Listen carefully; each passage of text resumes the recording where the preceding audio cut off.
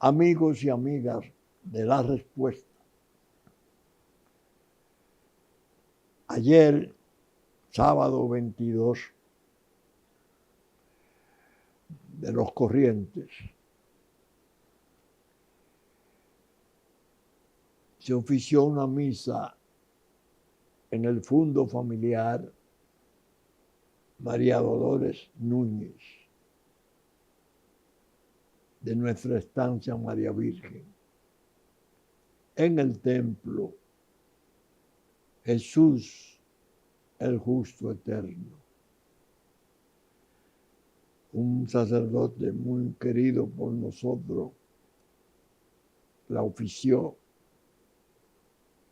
y tuvo palabras hermosísimas.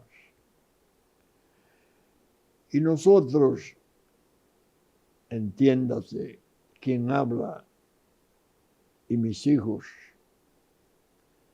también expresamos cosas importantes de nuestra familia, como lo ha sido la pérdida por fallecimiento de mi amada esposa y de la amorosa madre que fuera doña Sogela Semán Muez, con la cual formamos un hogar que, sumado a los años del noviazgo, casi llega a los 70 años.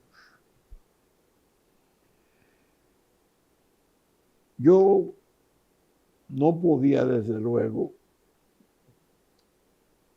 prescindir como tema esencial al comenzar este programa, siendo tan personal y familiar, relegarlo a un segundo plano.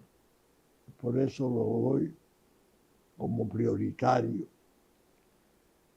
de este programa de hoy, La Respuesta.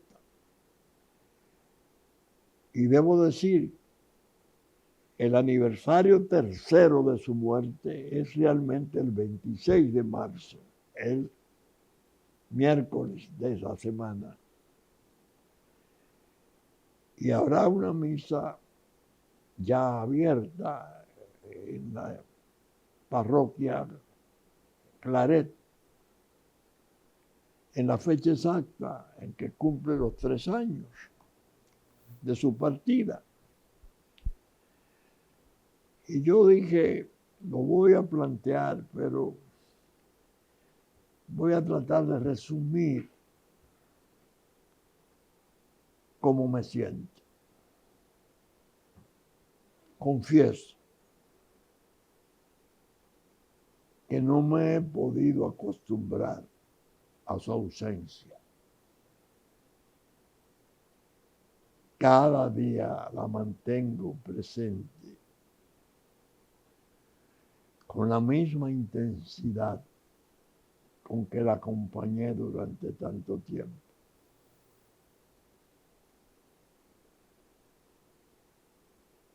Esa frase, esa expresión es breve y lacónica, pero terminante para demostrar mi estado de ánimo. En el panegírico que tuviera bien dedicarle la hora de su enterramiento, cité de un poema de Ligio Bizardi, don Virgilio Díaz,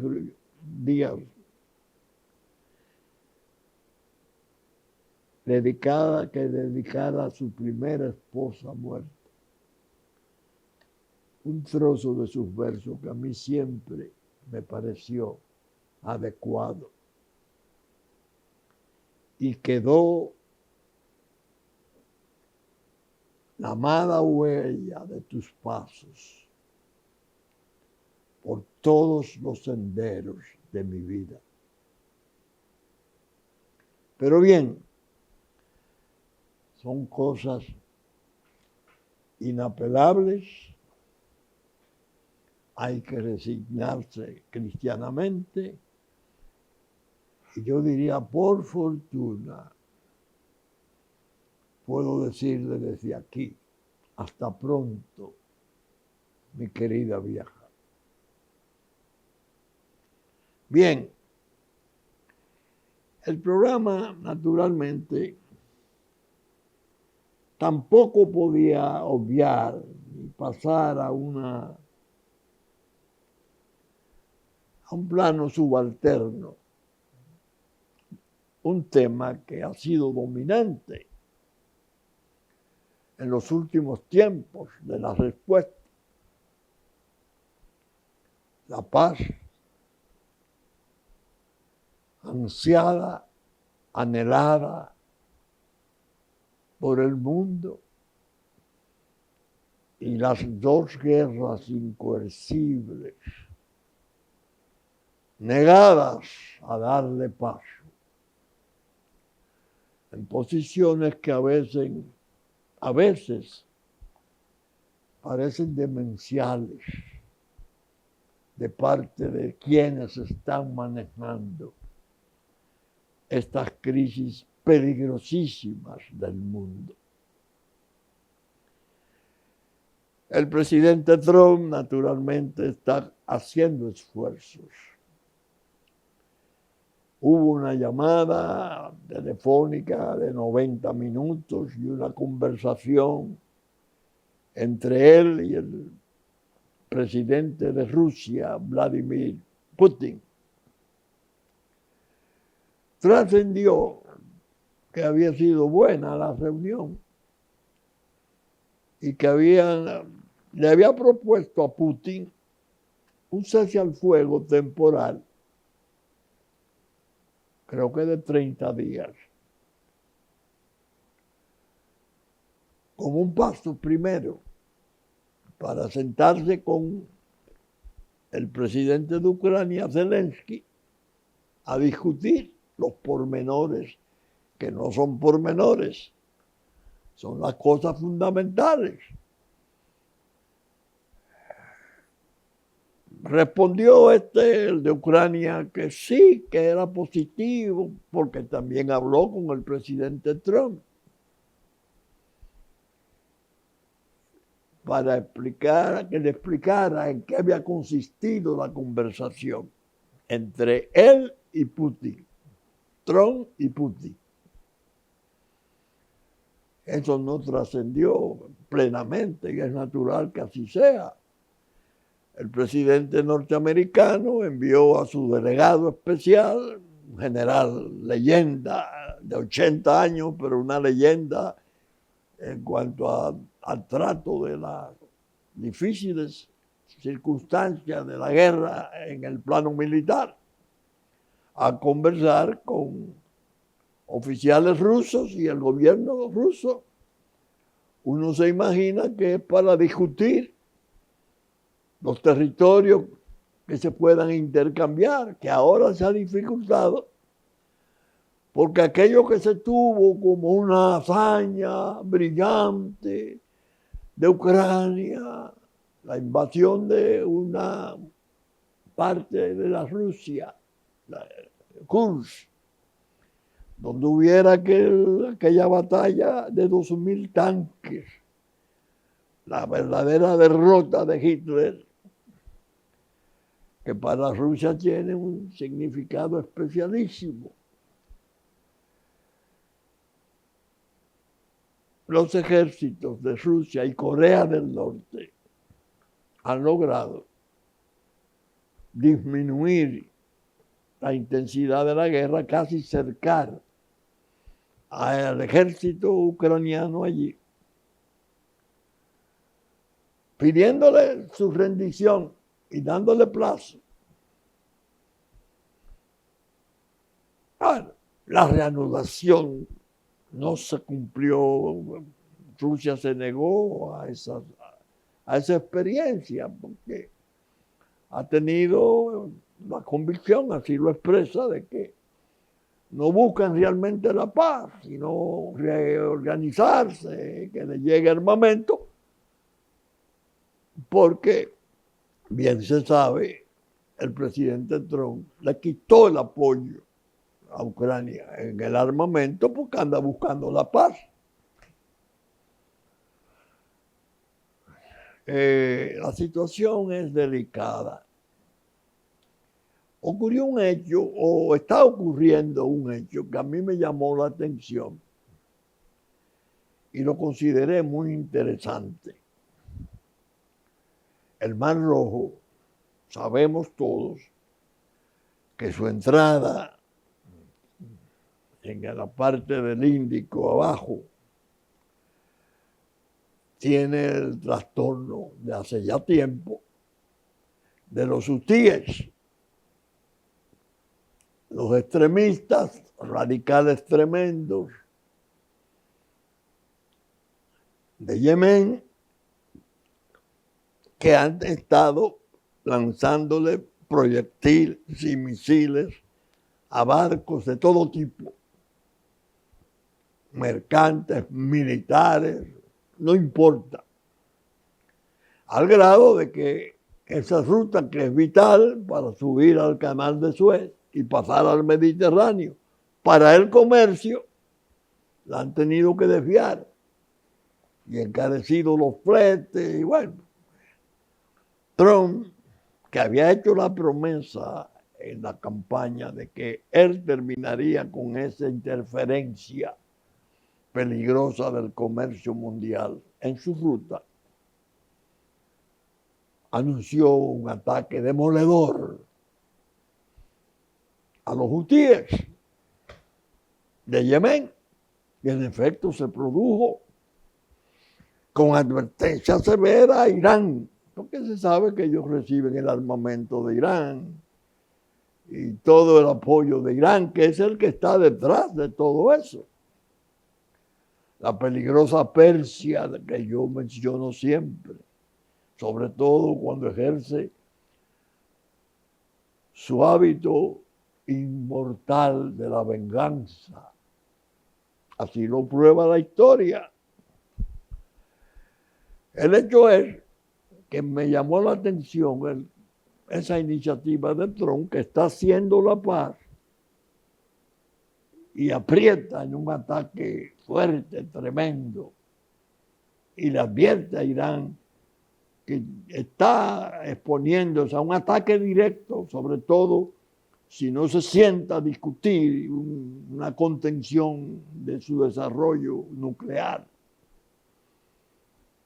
Irán responde que si la atacan devastaría a Estados Unidos, como dejando entrever que ya tiene los medios. Como ustedes podrán apreciar, amigos y amigas, la situación mundial no es buena. Es preocupante y peligrosa. A mí especialmente me ha dominado mi sosiego, me lo ha reducido,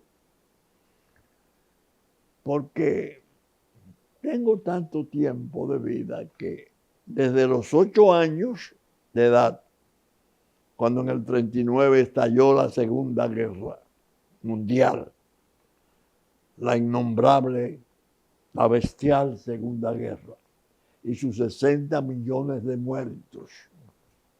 Ya yo andaba metido curioseando a ver qué discutían los mayores míos y las noticias y los reportajes de la Metro-Goldwyn-Mayer sobre aquel espanto. Después siguieron guerras regionales peligrosas, por ejemplo la de Vietnam, la guerra tremenda. Y ha habido, pero las de ahora son Ucrania. ¿Y qué otra cosa más? Hamas e Israel. Yo he sostenido, y mucha gente sostiene lo mismo, que el ataque que se produjo ahora en ocasión de ponerle término al alto al fuego, que el presidente Netanyahu de Israel, el jefe de gobierno, dijo que ese era el principio nada más, pero que lo que vendría sería peor.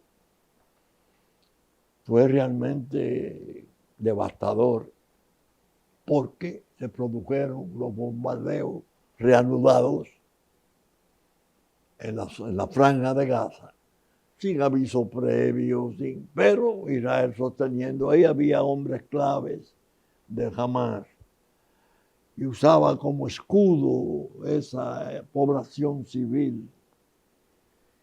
Y yo dije, pero bueno, la reacción ha sido fuerte, cerca de 500 muertos, entre ellos muchos niños. Incluso uno viendo los reportajes televisivos desde Europa con sus corresponsales allá, yo al menos sentí cierto espanto. Digo, pero esto es un exceso. ¿Por qué ese exceso? Ahí viene el interés que yo pongo en ese hecho. Me imagino solo, no estoy diciendo que es así, que el Trump que busca la paz en Ucrania con Rusia es el mismo Trump que debe de estar negociando con Rusia que le suspenda el aprovisionamiento de armas a Irán, porque muchas de esas armas van a Yemen y son parte de la capacidad de daño de Hamas frente a la navegación comercial o de todo tipo en el Mar Rojo. Pero además, y me imagino, no digo que es así, Dios me libre, es una forma también de señalarle a la propia Rusia: nosotros vamos a actuar no contra Yemen nada más, vamos a actuar contra Irán. Y las relaciones entre nosotros entonces serán difíciles, porque Irán va a querer reaccionar, porque es la autora del trasfondo de todo esto, de Yemen. Allá está Hezbollah y allá están todas las armas. Ya incluso comenzaron a tirarle misiles hasta un portaaviones de los 3 que hay norteamericanos en el área. Misiles. Yo digo, Dios mío, pero si un misil de eso logra pasar la defensa de esos barcos increíbles. Ahí van cerca de 2,000 soldados, marinos norteamericanos.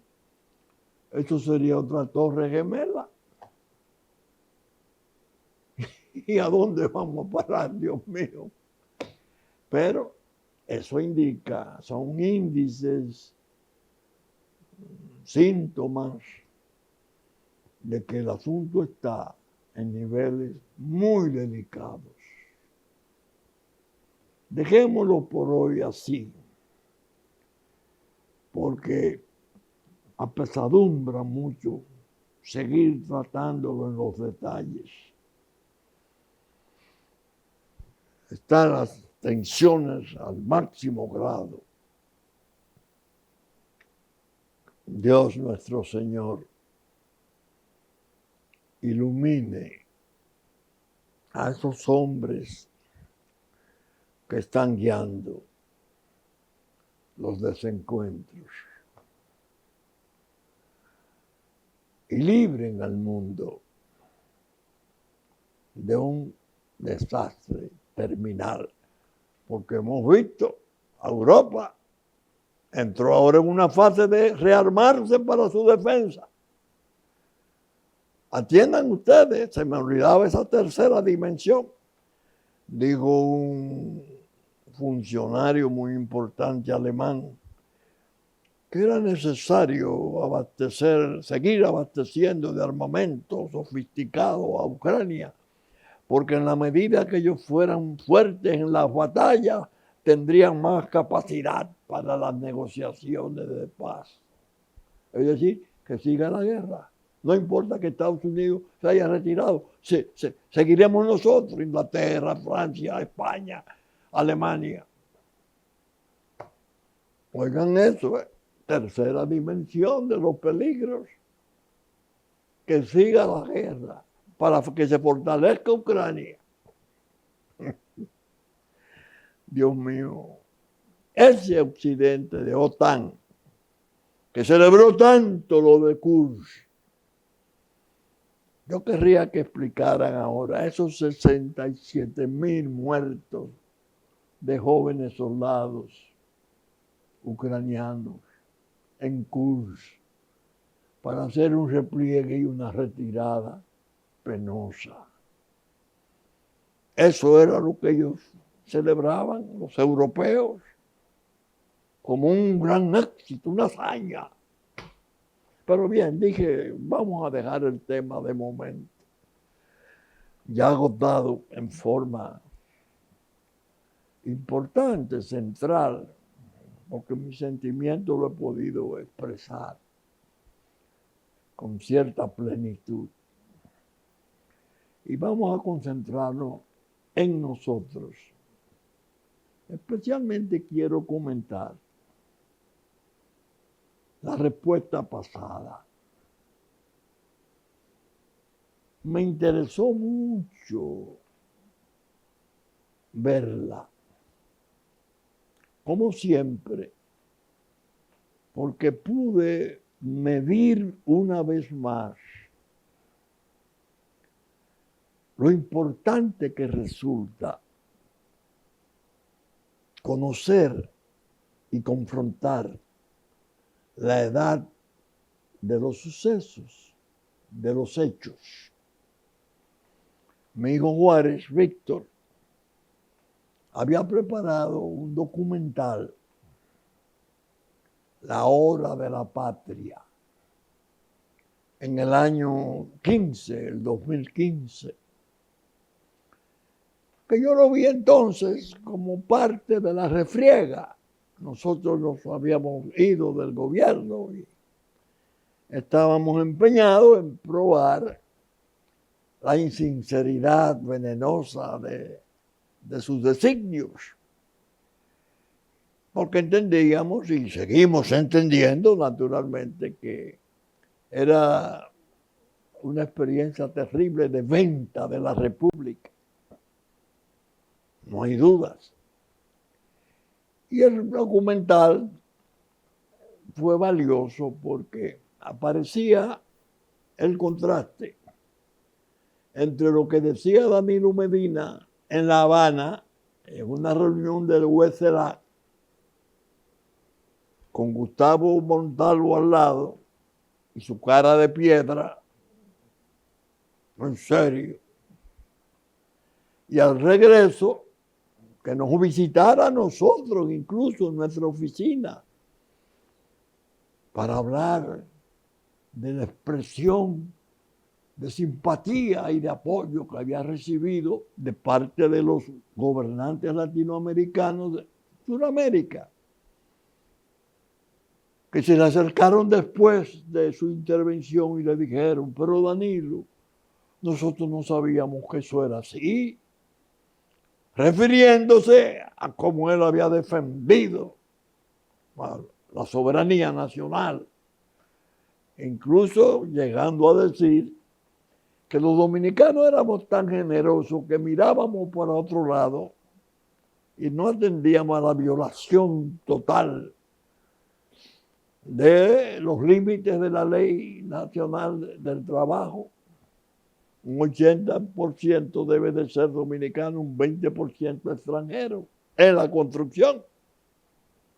Mirábamos por otra parte para no...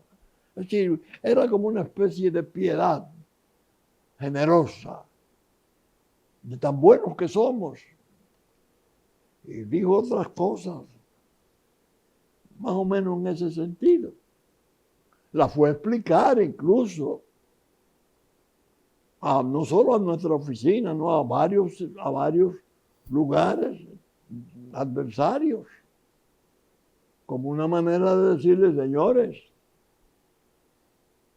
miren cómo es que vamos. Ya en las asambleas, en las reuniones conjuntas que se celebraban en los años precedentes, él hacía afirmaciones severísimas.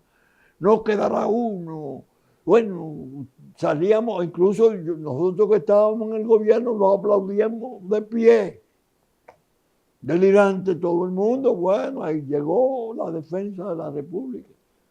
Llegaron incluso hasta comprar 100 autobuses para darle más concreción, más verosimilitud a su determinación de defender de la ocupación que están planeando y desarrollando,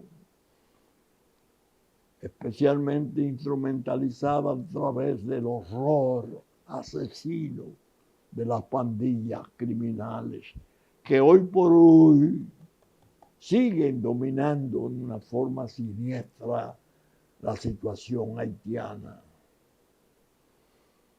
Bueno, esto lo vimos cuando se publicó en el 15, pero al verlo ahora en el 25,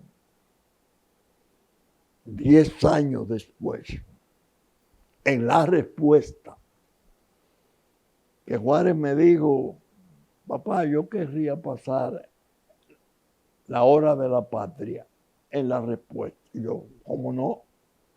Creo que es oportuno, porque seguimos en este baile de puñales y nos están apuñaleando, especialmente desde el organismo internacional que yo llamo Cueva de Trampas, Naciones Unidas. Nos sigue hostilizando. Ahora viene el ACNUR. El ACNUR, señores, viene y conversa con la autoridad actual, que hay que someterse a las regulaciones internacionales para las deportaciones. Bueno, parece que impresionó a parte de la autoridad nacional. Ese es el ACNUR, el mismo infame organismo que se encargó hace algunos años de ese tiempo en desacreditarnos, en convertirnos en una especie de asco mundial, racista, persecutorio, que se cree blanco y los persigue por negros. Horrores, incluso un evento importante en Noruega. Y Mario Vargas Llosa, un hombre importantísimo, escritor de renombre, y hasta el diario El País dándole alojamiento a la parte de la isla de Santo Domingo, el apartheid, es decir, la Sudáfrica antes de la liberación de Mandela, el 5% blanco que oprimía a un 95% de africanos. Nosotros éramos eso. Ahora viene. ¿Cuándo? En el tiempo en que las pandillas están apretando de tal modo que ya hay la versión bastante creíble de que se están acercando a Petionville porque entienden que ahí es donde está el verdadero poder. Es decir, los ricos, y están los organismos y las embajadas y esas cosas. Ellos que dominan el 85% del resto del territorio, en la medida que logren progresar en esos avances por del mar, pueden dar el gran susto de, bueno, nosotros no hemos sido pandilla nunca. Nosotros somos guerrilleros de liberación. y ahora vamos a tomar el poder, y ahora vamos a demostrarle al mundo todas las injusticias que se han cometido contra nuestro pueblo. Y esos grupos de ricos que viven allí no son más que testaferros vulgares de la droga del mundo. Óigame. Entonces, volviendo al documental La Hora de la Patria, yo me animé y dije, sí, Juárez, toma la respuesta, que fue la del domingo pasado.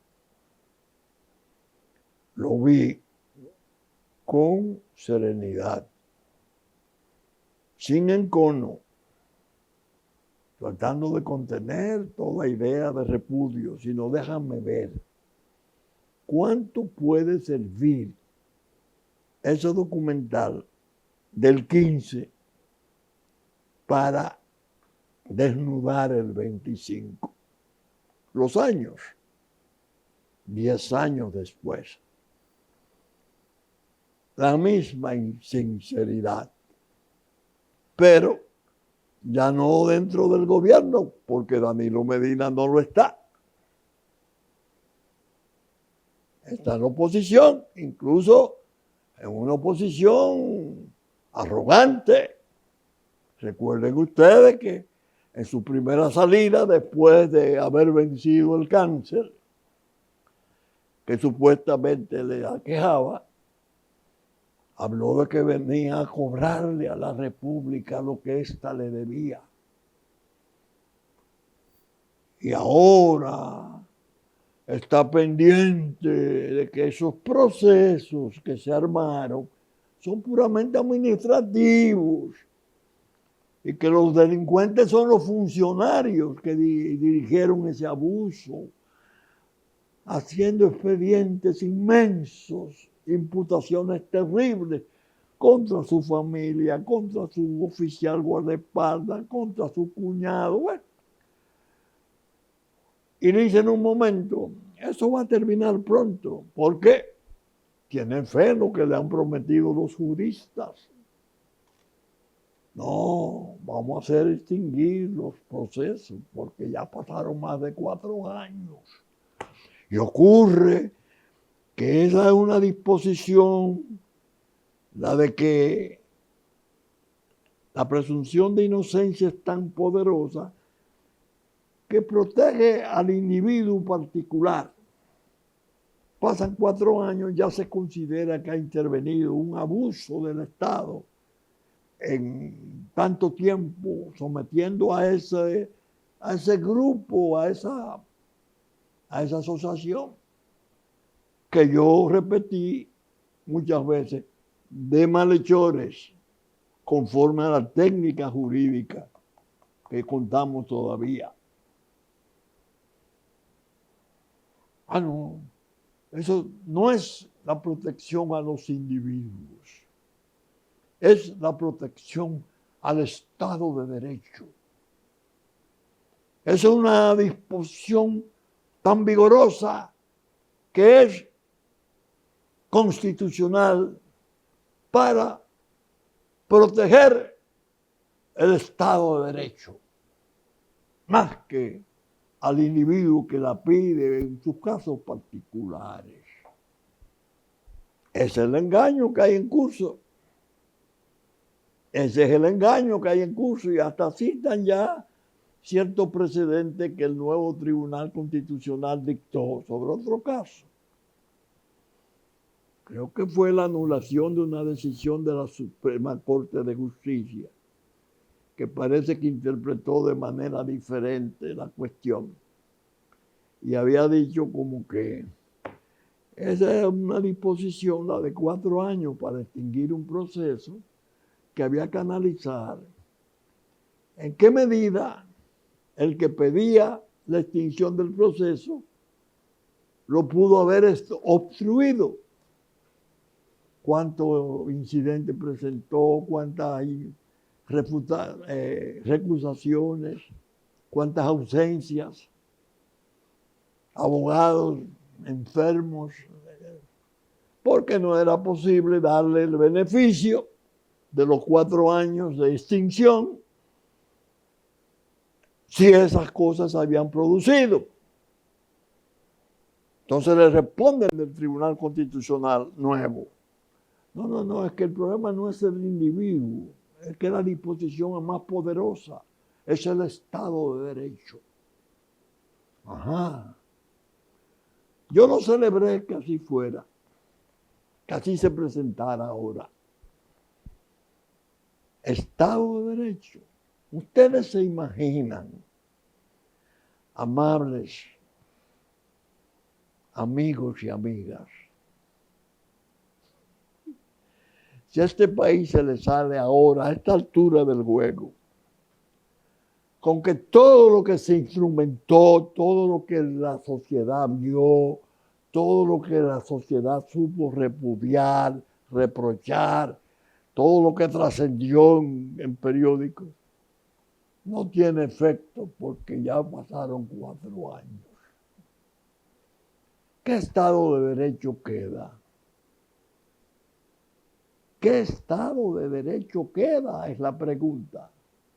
Es la autoeliminación que haría la propia justicia del Estado de Derecho. Porque si usted deja sin juicio toda esa acumulación de crímenes, usted está destruyendo el Estado de Derecho. ¿Sí o no? Pero el documental, vuelvo a él, la hora de la patria, cumplió su cometido plenamente. Ahora, 10 años después, las simulaciones. Danilo Medina decía una cosa en La Habana, regresa, emocionó a muchos, a nosotros incluso, porque era una manifestación importante de que se iba a actuar. A partir de ahí se dictó un decreto prohibiendo la expatriación de ilegales por 3 años. Un horror, dándole cabida a la ocupación de lo que tenemos ya como trastorno muy grave. De eso que vimos en el Parque Independencia ahora, el 27 de febrero, bailando con el voduismo detrás, en el altar de la patria, que por suerte aparecieron oficiales de policía con sentimiento patriótico y suprimieron la posibilidad de que aquel espectáculo continuara, pero que se anuncia para el 30 de marzo una marcha en Friusa, el pequeño municipio, ya muy grande, que no es pequeño, haitiano, que domina esa parte del este de Bávaro. Y la reacción dominicana que se comienza a manifestar. Me contaban anoche que hay un comunicador social que es muy apreciado, tiene un gran público, y yo lo oí una vez y dije, caramba, este sujeto tiene mucho talento, pero no lo está empleando totalmente. Está muy alojado en revelaciones espectaculares y cosas que no lo aventajan. Ahora dicen que ese comunicador social dice, voy a la marcha de una organización que sí tiene tradición de lucha, de dominicanos a Friusa. Pagaré toda la seguridad de los asistentes dominicanos a esa protesta. E incluso mi programa lo voy a hacer allá y estaré presente. Me lo relatan como con cierta, como, no sé, como divertido. Y yo les dije, no, eso es parte de la reacción dominicana. Ustedes están oyendo a ese señor de la comunicación social, importante incluso, según se ha visto. Imagínense lo que pueden estar pensando en otros ámbitos y enclaves de la sociedad dominicana, de todas esas cosas, incluyendo el cuartel, porque no voy a ser cobarde ni vacilante. Eso es peligroso, porque la paz nuestra se puede turbar y dañarse nuestra organización institucional, que quieras o no, resulta respetable, con sus luces y sus sombras, como ocurre siempre en los medios sociales del mundo. Ahora lo vemos en naciones desarrolladas. Aquí somos más bien ejemplos de lo correcto. De manera que cuando venían de La Habana, entonces Gustavo Montalvo aparecía recibiendo aquella pandillita del nudista aquel que fue presidente de Haití, Martelly. Creo que tiene una mansión en el norte o en el sur, no sé, de Haití. Acusaciones de tráfico, lavado, etcétera, horrible. Y venían los ministros a Juan Dolio, a distintas partes, y tenían reuniones de máximo nivel con el primer ministro dominicano, que era Gustavo Montalvo, que yo siempre describí como el Montesino dominicano, refiriéndome a aquel Montesino del Perú, muy hábil, que dominó al presidente Fujimori y lo llevó a la gran desgracia de la terminación de su vida. Creo que todavía está encarcelado. Gustavo Montalvo invocaba a Mandela, hablaba del odio estéril, bonitas palabras, y llegó a decir: esta patria que se señala, la de Duarte, la de Sánchez, la de Mella, fue obra de una élite. Es patria de muertos. La que viene, es decir, la que nosotros estamos encabezando, es patria de vivos. Y le decía durezas a quienes hemos estado en esa trinchera del honor nacional, de la defensa de nuestra soberanía. Verlo ahora, en repetirlo 10 años después, le sirve al pueblo para medir por qué espantosa situación pasó, logró sobreponerse. La protesta popular que se hiciera con aquel intento de reforma constitucional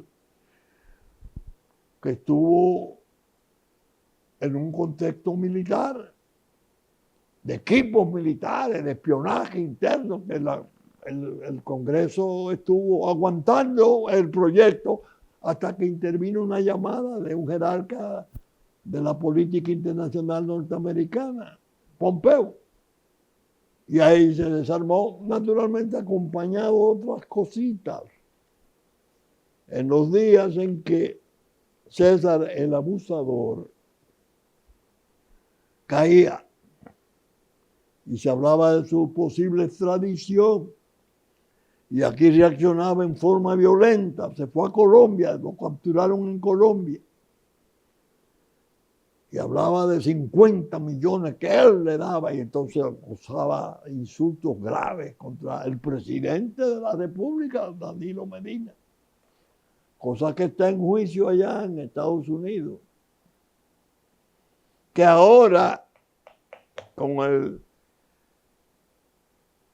Ramacé, con el ciclón que hay allá, y los cambios en FBI, los cambios en la justicia, y todo, que ha producido la tormenta misionera de Trump, puede que no esté nadie seguro de esa gente que anduvo en ese baile terrible, esa etapa abismal a que pusieron a nuestra patria. Al presidente de la República, Luis Abinader Corona, yo lo he aconsejado de la distancia, claro está, por este programa, por mi blog, La Pregunta, bajo el título de Consejo de un anciano a un joven presidente. Varios trabajos. Y hasta en la reminiscencia misma, que generosamente me publica cada 15 días el Listín Diario. Yo le he estado advirtiendo, tenga cuidado, joven presidente. Sus reformas constitucionales que usted las elogia y cree que está haciendo algo muy constructivo, algo que impedirá que algún pichón de tirano después intente repetirse indefinidamente y prohíbe la reelección en términos más severos de lo que estaba prohibida. Incluso usted mismo se excluye. El que ha sido presidente no puede ser jamás. Ahora veo una iniciativa en el Tribunal Constitucional. No sé quién la intenta. Me dice alguien, no, pero es un sector que no es partidario del presidente Abinader. Modificar la constitución de Luis Abinader en cuanto a esa prohibición tan tajante de la reelección. Pero se hace a nombre de Luis Abinader y no son partidarios de Luis Abinader, sino más bien críticos. Entonces Danilo Medina, que se quiere rehabilitar, que se extingan los procesos y que se rehabilite con una modificación constitucional nueva. Dios mío, a veces me siento no feliz, ni me vuelvo arrogante, tengo razón, no, nada de eso, me vivo equivocando. Pero esa doblez, esa insinceridad que vino en la respuesta del año pasado, de la semana pasada, la hora de la patria, mostrando la simulación, mientras nos vendían unos, todos, pero a través de hechos horribles, espantosos. Iban al extranjero, la experiencia de La Habana, a proclamar, como lo hacían en las reuniones conjuntas de las cámaras congresionales. Proclamar ese celo inmenso que se tenía por la defensa de la patria. Eso está debajo ahora de todas las hojas secas de esa situación pútrida que se esconde con su sombra, con su peso. Yo creo, señores, que es hora de pensar hondamente en la unidad nacional. Les decía, con motivo de las conversaciones, de las divertidas divergencias del presidente Abinader con el líder máximo de la oposición, que sigue siendo Leonel Fernández, hasta ver si logran jubilarlo desde su propio partido. mostrando las obras. Yo hice más que tú hiciste menos que yo, vamos, yo lo invito a Pedernales, yo lo invito a Santiago, bueno, ya conté y lo voy a repetir porque he sentido que, pues sea que fue algo sano, una especie de un maestro viejo diciéndole a alumnos más jóvenes de otra generación, señores, no se pongan a discutir esas cosas. Hay muchos temas importantes que discutir. Júntense para los temas importantes. Entonces le daba una especie de reglazo en la cabeza. Si no se ponen de acuerdo en la estancia María Virgen, en la escuela Presidente Ramón Cáceres de formación política, iremos entonces en helicóptero a ver las 11 represas construidas por aquel anciano ciego, Joaquín Balaguer, con recursos propios, sin endeudamiento externo,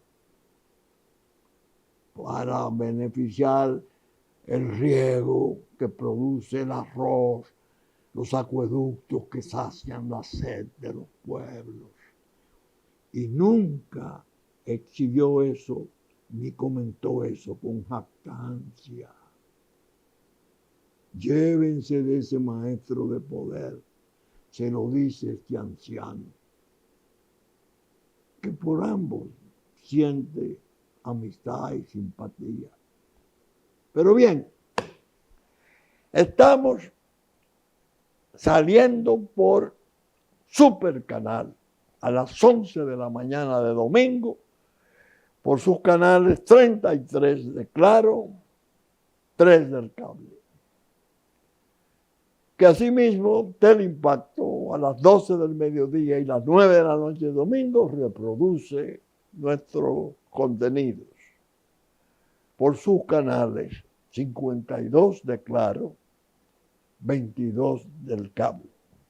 Y que estaremos en YouTube a partir de las 12 del mediodía cuando haya terminado nuestra versión central de Supercanal. Con la gracia de Dios, como siempre contamos, estaremos con ustedes el próximo fin de semana. Muchas gracias y hasta entonces, si Dios quiere.